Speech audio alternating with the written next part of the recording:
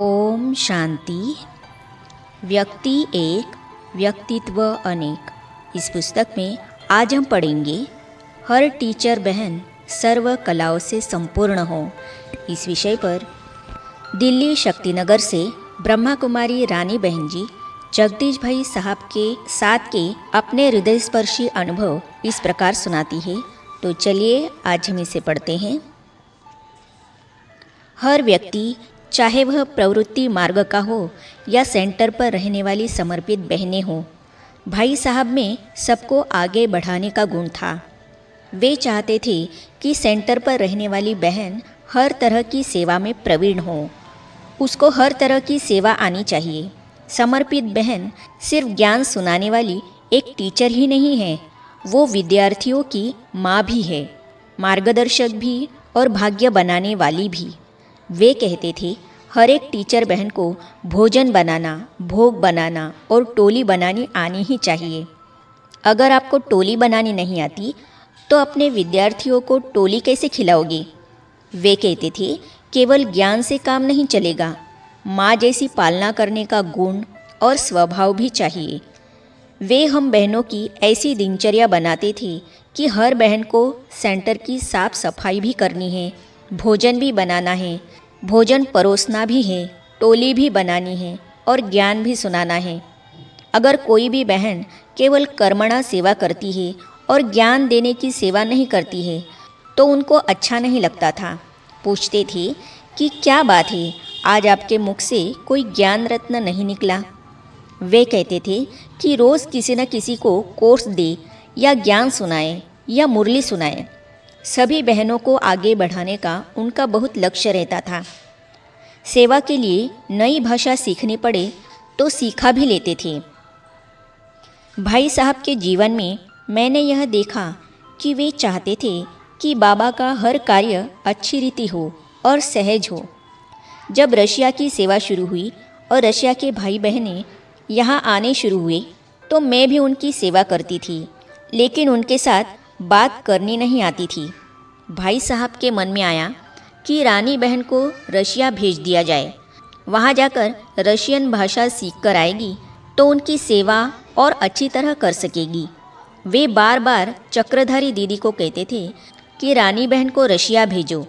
मुझे तो विदेश जाने का संकल्प न मन में था न चित्त में।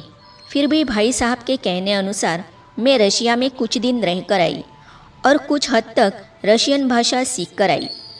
सन 1989 में रशिया की सेवा हुई।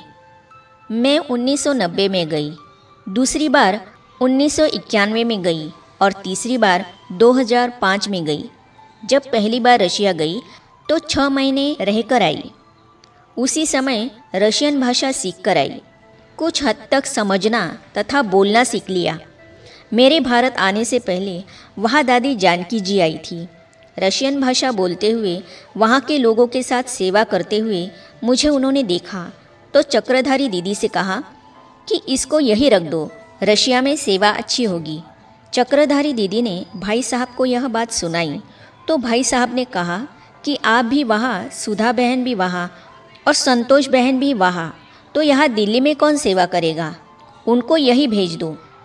जब रशिया वाले यहाँ शक्तिनगर आते हैं और हम उनकी भाषा बोलते हैं तो वे अपनापन फील करेंगे। हर एक को अपनेपन की भासना देना। भाई साहब की और एक विशेषता यह थी कि कोई बहन बीमार पड़ जाती थी तो वे खुद उसको अस्पताल ले जाते थे। जब मैं नई नई सेंटर पर आई थी, कुछ समय के बाद मेरे शरीर में कमज़ोरी आने लगी। भाई साहब ने पूछा कि रानी बहन क्या हुआ है, आप बहुत कमज़ोर लग रही है, चलो आज डॉक्टर के पास जाकर आएंगे। वे खुद मुझे अस्पताल लेकर गए और चेकअप कराया। उसके बाद मैं उनके साथ मधुबन आई तो उन्होंने बनारसी भाई से कहा कि रानी बहन कमज़ोर होती जा रही है, उसको पालनपुर लेकर जाओ और पूरी चेकअप करा कर आओ। इस प्रकार वे बहनों को हर प्रकार से, तन से, मन से और कर्म से तंदुरुस्त देखना चाहते थे। अगर किसी बहन का चेहरा किसी कारण से उदास दिखाई पड़ता तो तुरंत उसको अपने कमरे में बुलाकर कारण पूछकर उसका निवारण करते थे। जैसे घर में माँ बाप बच्चों के दिल की बात पूछकर उनको हल्का करते हैं, या साकार में ब्रह्मा बाबा यज्ञ में जैसे हर बच्चे को अपने पास बिठाकर उसकी समस्याओं का हल करते थे, वैसे ही भाई साहब ने भी हम बहनों की पालना की। हमने साकार बाबा की पालना तो नहीं ली, लेकिन साकार बाबा की भासना और पालना भाई साहब ने ज़रूर दी। इसीलिए हमें कभी ऐसा महसूस नहीं हुआ कि हमने साकार मम्मा बाबा की पालना नहीं ली। अमृत वेले के महत्व का एहसास कराना। भाई साहब बहनों के पुरुषार्थ पर बहुत ध्यान रखते थे। वे रोज़ 2:30 बजे उठकर कमरे में योग या लिखाई पढ़ाई करते थे और 3:30 बजे नीचे क्लास हॉल में आते थे योग करने। अगर 3:30 बजे तक बहनें नीचे नहीं आई होती तो वे खुद ही घंटी बजाकर सबको जगाते थे और सामने बैठकर सबको योग कराती थी। अगर कोई बहन योग करने लिए अपने कमरे से नहीं निकली होती तो योग करके जाते समय उस बहन के कमरे के पास जाकर ओम शांति कहते रहते थे। जब तक वो बहन कमरे से बाहर नहीं आती तब तक वही दरवाजे के बाहर ओम शांति कहते खड़े रहते थे। इस प्रकार हम बहनों में ईश्वरीय संस्कार भरने का, बाबा के प्रति प्यार जगाने का कार्य करते थे। अमृत वेले योग के बाद वे खुद भी विश्राम नहीं करते थे और बहनों को भी करने नहीं देते थे। वे योग के बाद लिखे हुए मैटर को टाइप कराना या रीराइट कराना या अपना और कोई कार्य करते थे। ईश्वरीय नियम मर्यादाओं की समझानी। भाई साहब तीसरी मंजिल पर रहते थे, दूसरी मंजिल पर बहनें रहती थीं। साथ में किचन और डाइनिंग हॉल था। मुरली क्लास के समय कोई बहन सुस्ती हटाने के लिए चाय पीने किचन में आकर चाय बनाती थी तो पता नहीं भाई साहब को कैसे पता पड़ जाता था। वे किचन में आ खड़े हो जाते थे, उस बहन को पता ही नहीं पड़ता था। जब वह बहन मुड़कर देखती थी तो भाई साहब को खड़े देखकर घबरा जाती थी। वे कहते थे कि चाय पीने के लिए मना नहीं है, लेकिन जब मुरली चल रही है उस समय मुरली छोड़कर खाना पीना यह अच्छा नहीं है। यह तो भगवान की मुरली के लिए डिसरिगार्ड है।